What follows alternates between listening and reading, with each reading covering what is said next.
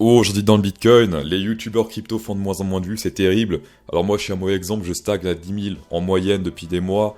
Mais par exemple lui, MM Crypto, il y a encore quelques mois, il faisait facile 100 000 vues et plus.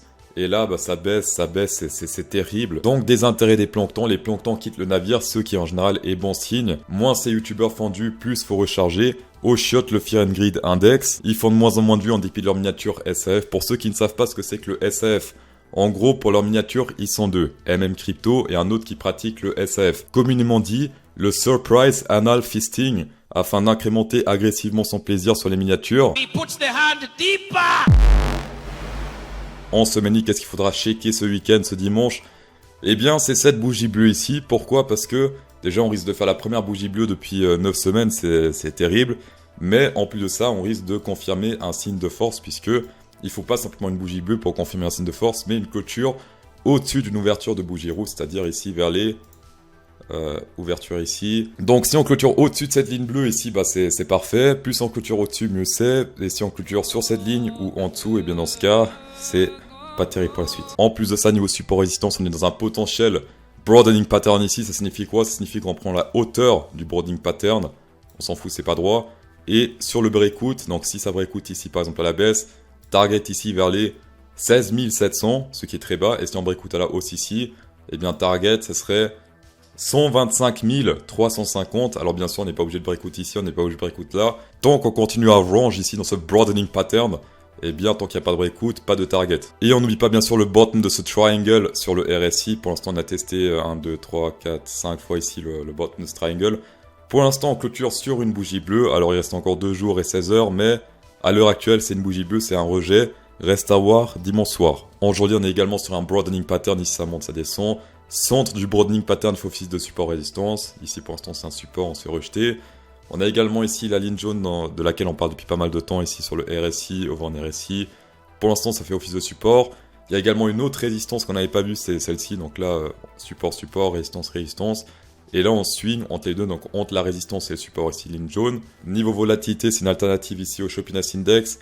Quand c'est dans le vert, ça se recharge pour faire un gros move. Quand c'est dans le rouge, c'est pas gros move comme on le voit ici. Là, on retourne dans la zone de recharge pour faire un gros move, alors que le Shoppiness Index, lui, a annoncé déjà qu'il a pris sa décision, alors que pour l'instant, c'est pas très clair. Voilà, pour l'instant, la décision n'est pas claire. Et en effet, le Volatility Index dit que pour l'instant, ce n'est pas clair, puisque il n'est pas encore parti à la hausse. Alors, niveau sélection naturelle, je pense que les choses sont claires ici, autour des 30 000 jusqu'à 29 800, pas mal de plancton ici à liquider.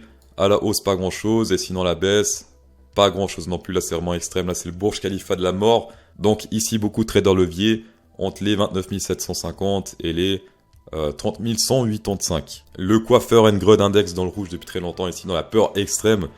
La dernière fois qu'on était rouge comme ça pendant autant de temps, c'était durant ici le crash Covid, avril 2020.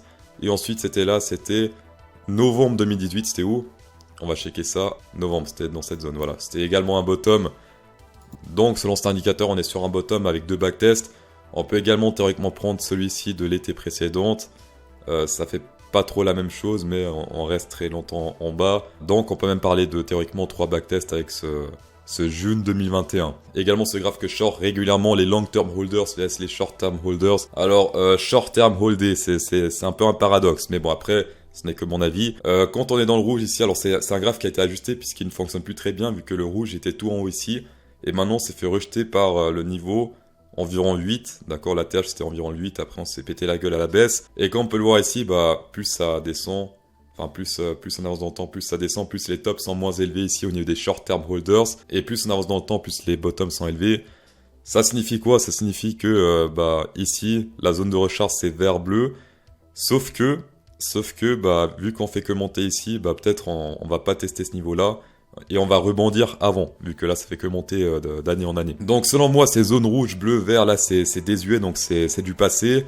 Ce qui est intéressant par contre, c'est voir cette contraction ici des long-term holders et short-term holders, qui pourrait correspondre à un bottom de triangle. Voilà. Également ici, quelque chose d'intéressant, on peut voir l'accumulation des whales. Les whales c'est ici.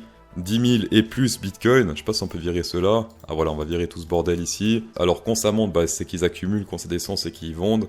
Ici souvent, quand ça monte sur le bull run, ils commencent à vendre et quand ça se pète la gueule, ils achètent. Seule erreur qu'ils ont commis, c'est ici, c'était en 2014, c'était ça? Non, pas 2014, il y a un problème, c'était pas 2014. La seule erreur qu'ils ont commise, c'était ici en 2019, où ils ont FOMO, ah non, même pas. Même pas, ils ont FOMO ici, avant le dernier pump final. Ça fait pas mal de bénéfices avant de se péter la gueule. Donc là, théoriquement, ils se sont pas trop trompés, ils ont acheté partout sur les bottoms, ici aussi.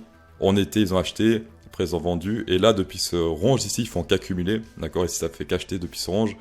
Là également ils achètent, donc pas mal d'intérêt whale. Sinon hier qu'est-ce qu'on a vu, le open interest qui montait avec le prix, ça c'était bon, donc ici c'était vert, c'était plutôt bullish et après on montait pendant pas mal d'heures ici. Le funding rate est resté dans le rouge, ça c'est bon également, donc les gens ont toujours envie de shorter et pourtant ça continue de monter.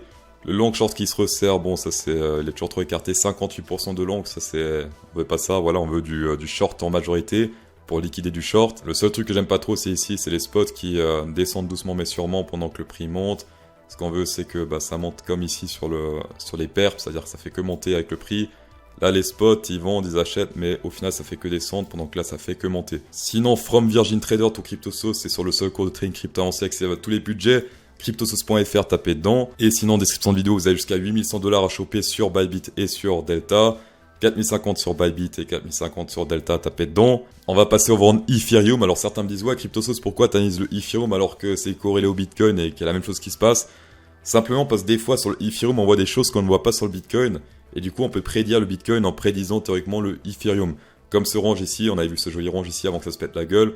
Top de ce range qu'on n'avait pas vu sur le Bitcoin et après, ça se pétait la gueule avec le Bitcoin. On est nous sur un centre de range actuellement. Donc là, si on pète à la baisse, hop, target tout en bas de ce range. Si on pète pas à la baisse, eh bien on peut rebondir jusqu'au top de ce range vers les 1960. Ça signifie quoi? Ça signifie que le Bitcoin également, si le Ethereum monte, eh bien le Bitcoin a des grandes chances de monter également. Bitcoin dominance semaine, qu'est-ce qui se passe? Pour l'instant c'est en train de gagner en puissance. Le Bitcoin repasse à 47% de market cap, très déter en ce moment. D'ailleurs selon SpaceAlgo ici, il devrait atteindre d'ici quelques semaines, voire quelques mois, les 57% première target.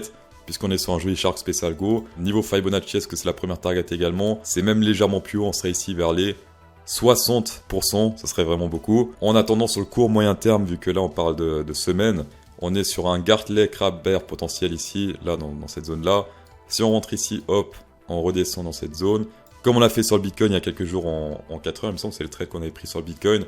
Et après, hop, on remonte puisque on est dans un plus grand Shark Bull ici. Vu que là on est sur un gros Shark Bull, petit Crab Bear, donc petit résultat Bear pour un gros résultat Bull ensuite. Et une fois de plus ce Crab là n'est pas validé.